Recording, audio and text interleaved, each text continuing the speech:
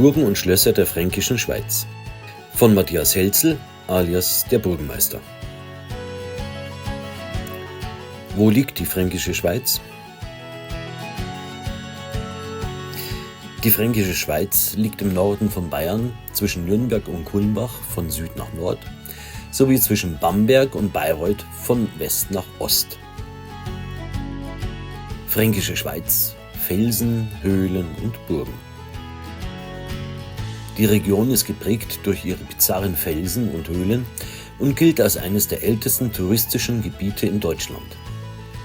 Auch die zahlreichen Burgen und Schlösser ziehen jährlich Tausende von Urlaubern in die fränkische Schweiz.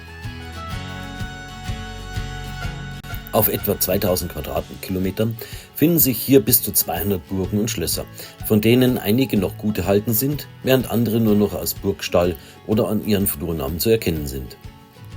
Ich werde von Zeit zu Zeit einige dieser historischen Burgen und Schlösser vorstellen.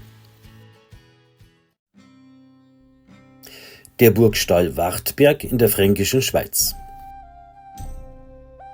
Der wenig bekannte Burgstall Wartberg liegt auf dem Warenberg, etwa 6 Kilometer nordwestlich der Stadt Pegnitz und rund 19 Kilometer südwestlich von Kreuzen, in direkter Nähe zur Autobahn A9.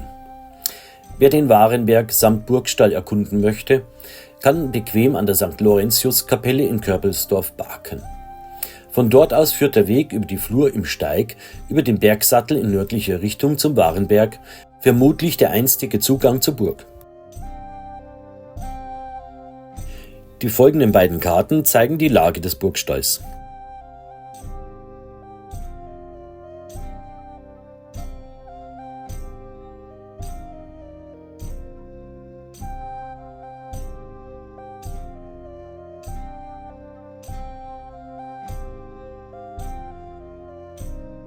Auf der Karte ersichtlich der Parkplatz bei der St. Laurentius-Kapelle sowie der Aufgang zur Burg.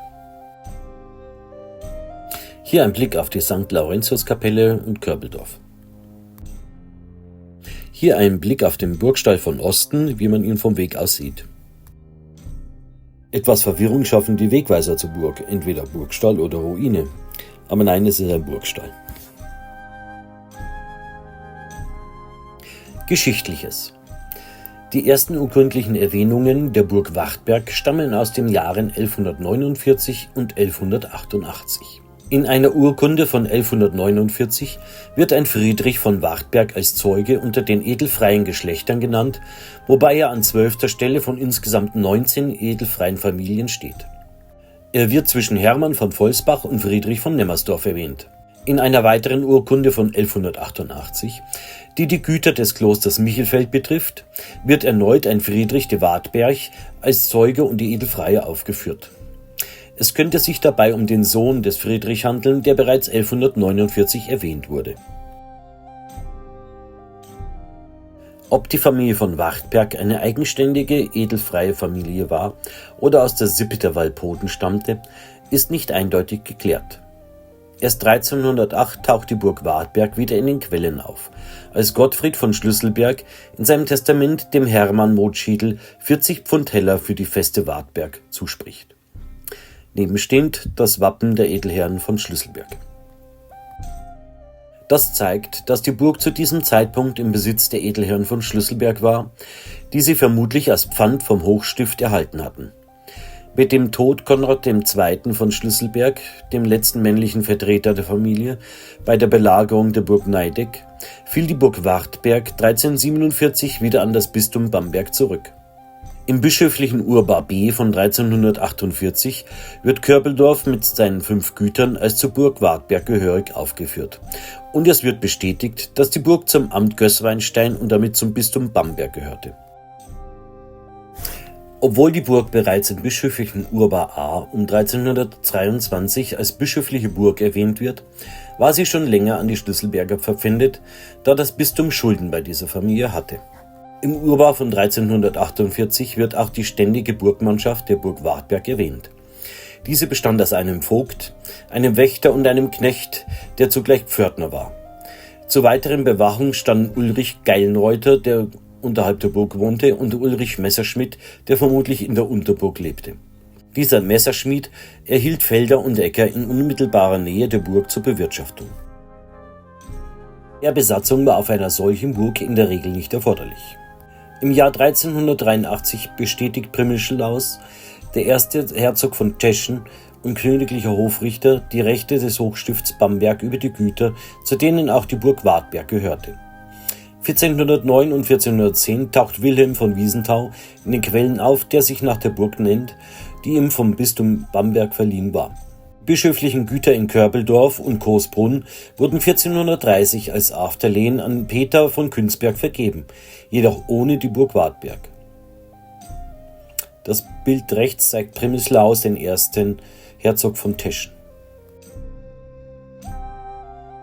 1435 ging die Burg an Thomas und Lorenz von Rabenstein als Pfandbesitz über, mit der Auflage, den Turm zu bezimmern. Diese Formulierung deutet auf eine Zerstörung oder zumindest Beschädigung der Burg hin, vermutlich während der Hussitenkriege.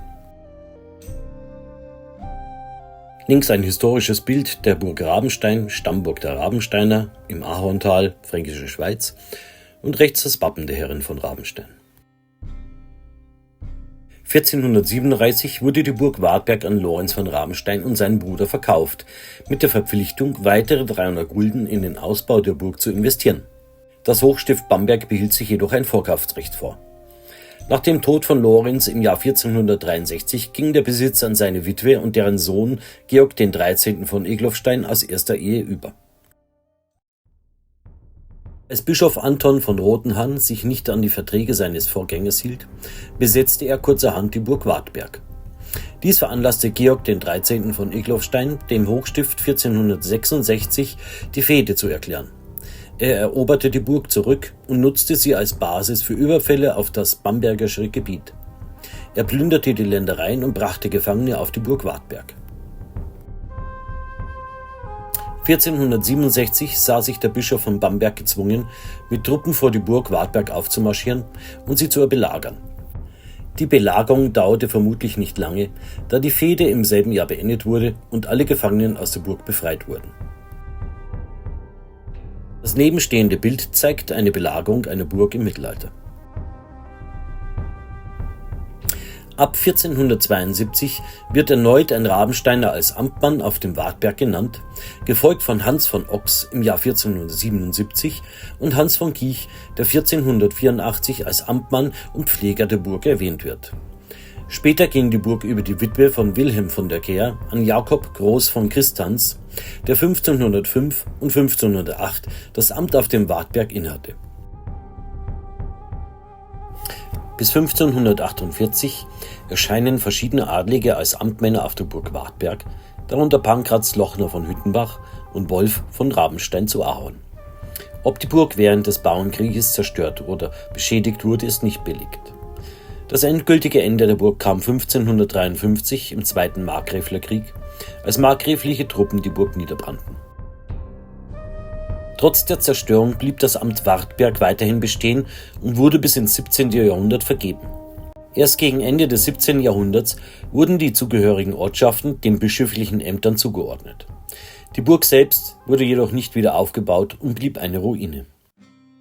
In beiden folgenden Bildern Ausschnitte aus Karten des 16. Jahrhunderts bzw. aus den Jahren 1570 und um 1590 sehen wir die Ruine Wartberg.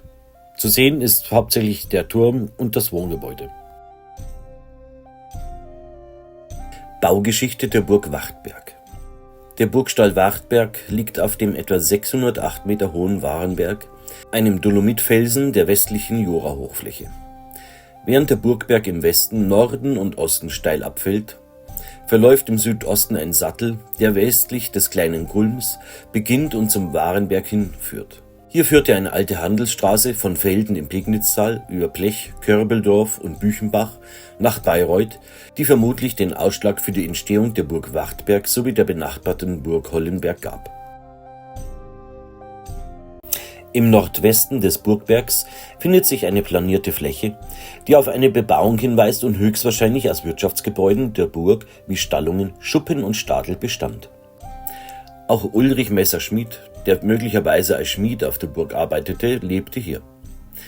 Aus den Amtsrechnungen geht hervor, dass die Burg über Stallungen, einen Schuppen und einen Stadel verfügte, wobei der Stadel 1499 neu errichtet und mit Stroh gedeckt wurde, während die anderen Gebäude Schindeldächer hatten. Die übrigen Bauten einschließlich der Türme waren hingegen mit Ziegeln gedeckt, wie es in den Pfandverschreibungen des 16. Jahrhunderts dokumentiert ist. Nähert man sich dem Burgplatz von Südosten, erkennt man eine kaum sichtbare Senke, die den ersten Graben darstellt. Dahinter liegt eine planierte Fläche, die einst von einem Hag, ein dichtes Gebüsch, einem Zaun und einer Schranke gesichert war, wie in den Pfandverschreibungen vermerkt ist. Diese Fläche zwischen dem ersten und dem zweiten Graben war der ideale Standort für diese leichte Befestigung der Burg. Situationsplan des Burgstall Wartbergs. Beschreibung des ersten Grabens, zweiten Grabens, der Unterburg und der Oberburg. Die Vorbefestigungen. Der erste Graben überspannt mit einer Holzbrücke, dann anschließend der Hag, das Gebück bzw. dichtes Gebüsch und schließlich die Schranke, die den Zugang versperrte.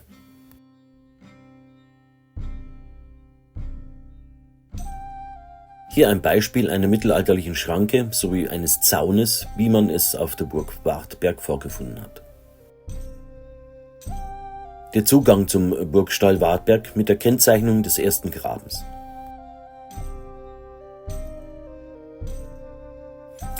Gräben, Brücke und Tore. Über die beiden Gräben der Burg Wartberg führten Holzbrücken, die in historischen Dokumenten erwähnt werden. Der erste Graben könnte etwa 5 Meter breit und 25 Meter lang gewesen sein, während der zweite Graben in der Sohle eine Breite von etwa 7 Metern und eine Länge von rund 50 Metern aufwies. Letzterer ist heute noch relativ gut erkennbar. In seinem Buch über die Burgen der östlichen fränkischen Schweiz gibt Helmut Kunstmann an, dass der Graben 17 Meter breit gewesen sei, doch diese Angabe lässt sich im Gelände nicht mehr nachvollziehen. Der Abraum, der bei Kunstmann erwähnt wird, ist jedoch in südlicher Richtung des Grabens noch sichtbar. Das Tor nach dem zweiten Graben ist dokumentiert, aber es bleibt unklar, ob es sich um ein Torhaus oder einen Torturm handelte. Auch ob eine Zugbrücke vorhanden war, ist nicht überliefert. In den Quellen ist lediglich von Brücken die Rede. Die Unterburg, die Wirtschaftsgebäude beherbergte, war von einer Mauer umgeben. Anscheinend befand sich neben dem Tor im Süden ein mit der Mauer verbundener Turm. Ob dieser als Halbschalenturm oder als Vollturm gestaltet war, kann nicht eindeutig beantwortet werden. Die Unterburg. In den Situationsplan habe ich den Torbau, die Brücke über den zweiten Graben, den runden Turm sowie die Mauern der Unterburg eingezeichnet.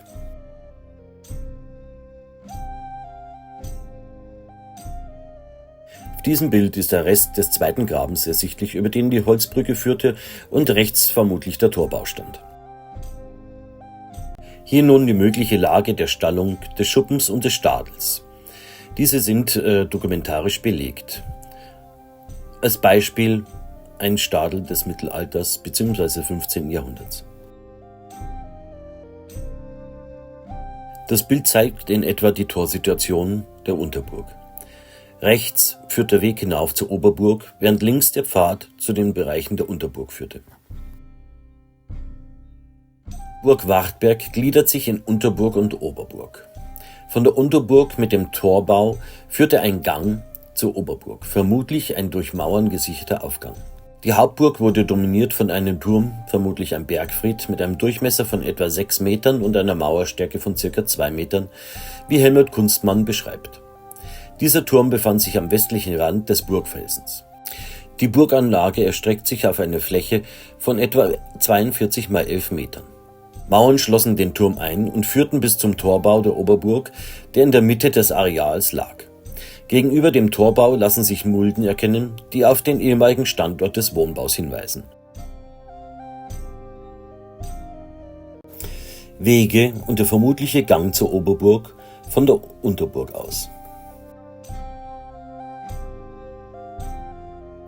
Das Bild zeigt in etwa den Gang zur Oberburg von der Unterburg im heutigen Zustand.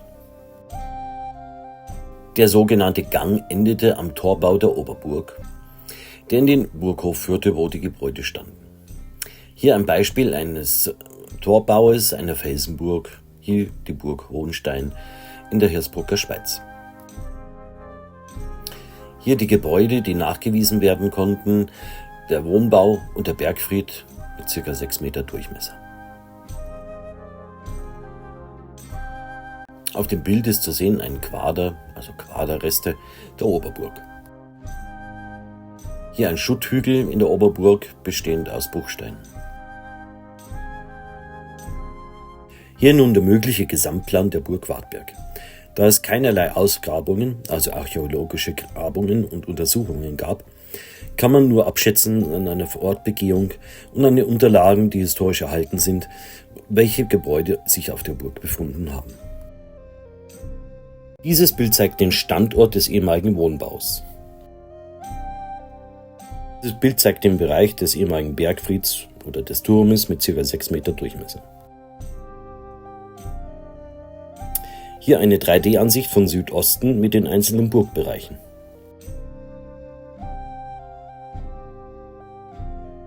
Nochmals eine 3D-Ansicht, diesmal von Nordosten und auch hier wieder eingezeichnet die einzelnen Burgbereiche.